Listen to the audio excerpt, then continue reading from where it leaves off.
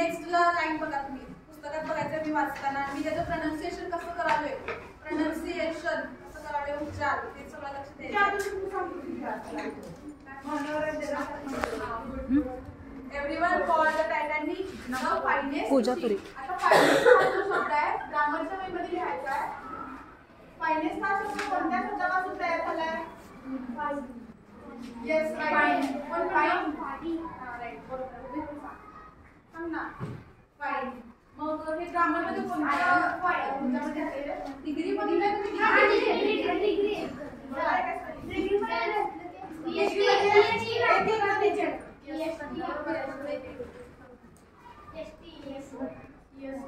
आपण काय म्हणतो डिग्रीचं नाव सांग तीन प्रकार आहेत पॉझिटिव्ह अल्टरनेटिव्ह त्यामधलं हे बोललाय 3 नंबरचा आहे मग त्याच्या आधीचे 2 प्रकार आपल्याला त्यामध्ये लिहून घ्या ग्रामरच्या याच्यामध्ये आता हा तिसरा आहे फायनेस त्याचा पहिला कोणता असेल पॉझिटिव्ह रूप कुठला असेल त्याचा फाईन फाईन राईट एक हा तर दुसरा कोणता फायनल फायनल आणि फायनल तिसरा जो असतो तो कसा असतोय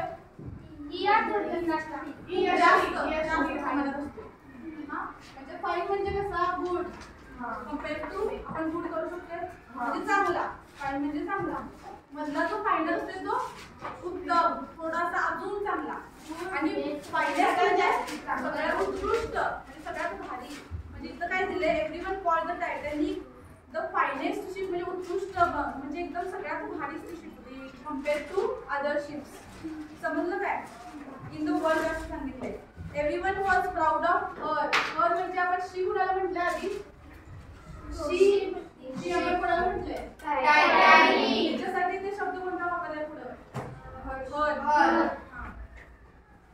the proud of her she was as tall as a building with 15 stories as tall as हे ग्रामरच्या वेमध्ये लिहून घ्या 15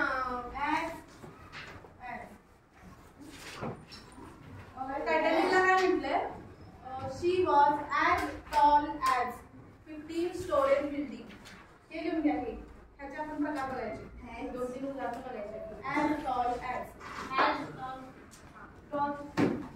TAW पुस्तक मध्ये आहे पुस्तक नाही बघितलं तुम्ही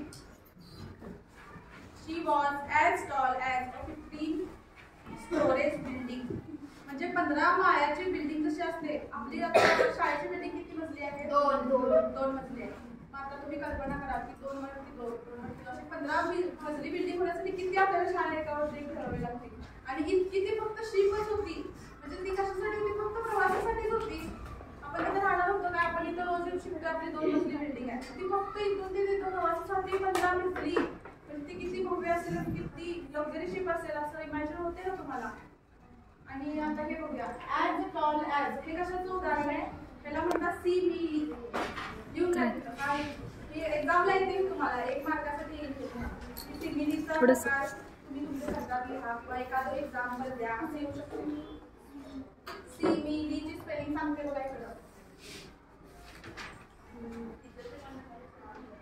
दिसत नाही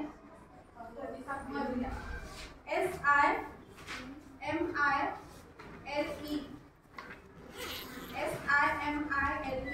आपण एक शब्द वापरतो सिमिलर हा शब्द माहिती आहे त्याचा अर्थ कोण सांगणार तू सांग सिमिलर म्हणजे काय सिमिलर सांग सिमिलर शब्द कुणाला माहिती आहे सिमिलर वर्ड्स समान शब्द सिमिलर म्हणजे समान आता त्या शब्दापासून हे तयार झालेलं आहे सिमिली हा तसं त्या प्रकारचं सिमिलर म्हणजे समान अर्थ असणारे किंवा समान शब्द सिमिलर सिमिली म्हणजे त्यासारखेच असते पण ते सिमिलर शब्द म्हणजे काय 2 समान अर्थाचे शब्द ह्याचा आपण अर्थ समान ह्याचा पण अर्थ समान पण आपण जेव्हा इथं सिमिली बघतोय इथं काय दिलं Titanic ship is as tall as 15 stories building यूचं कसं म्हणजे एकच आहे यूचा 2 अर्थ असतो हां यूचा पण 2 अर्थ आहे यू म्हणजे कसं हे वर्ड सिमिलर आहे म्हणजे त्यात वर्ड हे स्पेलिंग साठी समान आहेत म्हणजे लिहिताना आपण हे वर्ड दोन्ही समानच लिहितो, दिसतंय का सगळ्यांना? त्या यूचा आपण अर्थ तू असं पण म्हणू शकतो. त्या यूचा अर्थ तुम्ही. तुम्हीसाठी पण एका शब्दाचा जसा अर्थ वापरते ना सिमिलर तसा तो आहे. पण इथं ग्रामरचा एक पार्ट बघायचा आहे, त्याला आपण म्हणतो सिमिली. जो लिहून दिलाय तो SIMILE. म्हणजे कंपॅरिझन साठी जे वापरतात, म्हणजे तुलना करण्यासाठी जेव्हा आपण वापरतो एखादा शब्द, म्हणजे 15 मजल्याची बिल्डिंग साठी आपण काय वापरतोय शब्द? 15 मजल्याची बिल्डिंग जी आहे ती जणू शिपच आहे. म्हणजे शिपला आपण 15 मजल्याच्या बिल्डिंगचं काय दिलेलं आहे? उपमा दिलेली आहे. उपमा.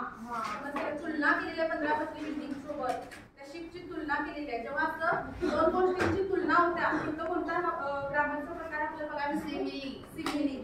तुम्हाला एक्झामला कसं आहे ना, अशी काही उदाहरणं तुम्ही नोटबुक मध्ये शोधून लिहा, असं तुम्हाला प्रश्न येऊ शकते. As tall as beautiful as, she is as beautiful as a rose. म्हणजे गुलाब जसं सुंदर आहे की तशी ती सुंदर असते. म्हणजे ती म्हणजे गुलाब आहे काय?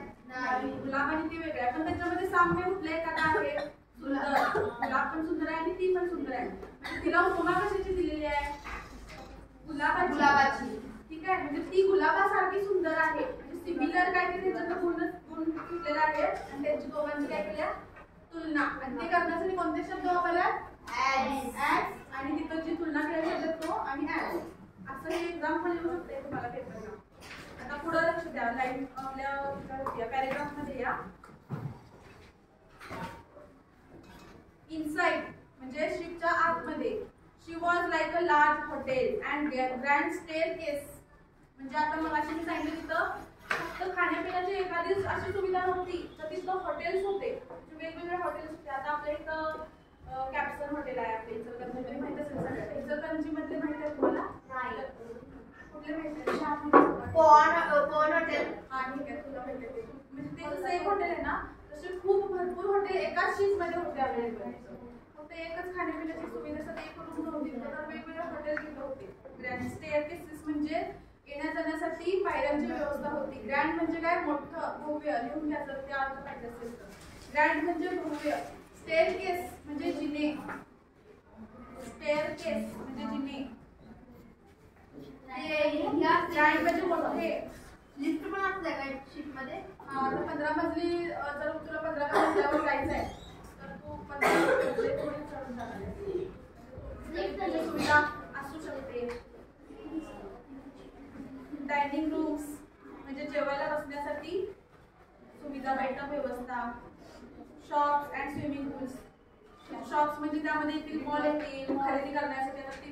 प्रवास करणारे लोक एका ठिकाणी दुसऱ्या ठिकाणी जाणारे. फक्त ते आपण काय करतो प्रवासात, रेल्वेने जर आपण प्रवास करत असलो तर आपण काय जाताना खाण्यापिण्याचं घेतो. दुकान बसतो एखाद्या स्टेशनला जर गाडी थांबली तर आपण उतरून काय करतो? सगळ्यात पहिल्यांदा खाण्यापिण्याचं एखादं दुकान. बरोबर. तसं इथं शॉपिंग साठी शॉप्स होते, स्विमिंग पूल होते म्हणून. हा, त्याच्या आतमध्येच होतं एवढं ते. जसं की रेल्वे दुकानात गेलो तर रेल्वेमध्ये पण येतात. ते खूप छोटं झालं. आता 15 मजली बिल्डिंग सोबत आपण कम्पेअर करायचं आणि बघायचं की तिथं हॉटेल पण आहे, शॉप पण आहे, आणि आपण तिथं जाऊन येऊन टीव्ही मध्ये बघितली की बरोबर आहे. एकमेकांशी बोलणं. Everyone thought that the Titanic would never sink. म्हणजे ती कधीच फूड म्हणजे फूड शब्दाचा अर्थ लिहून घ्यायचा. फूड हा शब्द कधी वापरतात? जेव्हा शक्यता दर्शवण्याची असते. शक्यता म्हणजे असं होईल तुमची घडीची. फूड म्हणजे शक्यता दर्शवण्यासाठी वापरतात तो शब्द. फूड नेव्हर सिंक म्हणजे ती कधीच बुडणार नाही असं वाटलेलं सगळ्यांना. म्हणजे ज्यांनी बनवलेली होती ही शिप त्यांचा असा दावा होता की ही शिप एवढी व्यवस्थित आणि पूर्ण प्लॅनिंगनुसार म्हणजे नियोजनानुसार बनवल्या की ती कधीच बुडणार नाही. They called her the unsinkable ship. They called her unsinkable. माझा आहे की तास तुमच्या. They called her the unsinkable ship.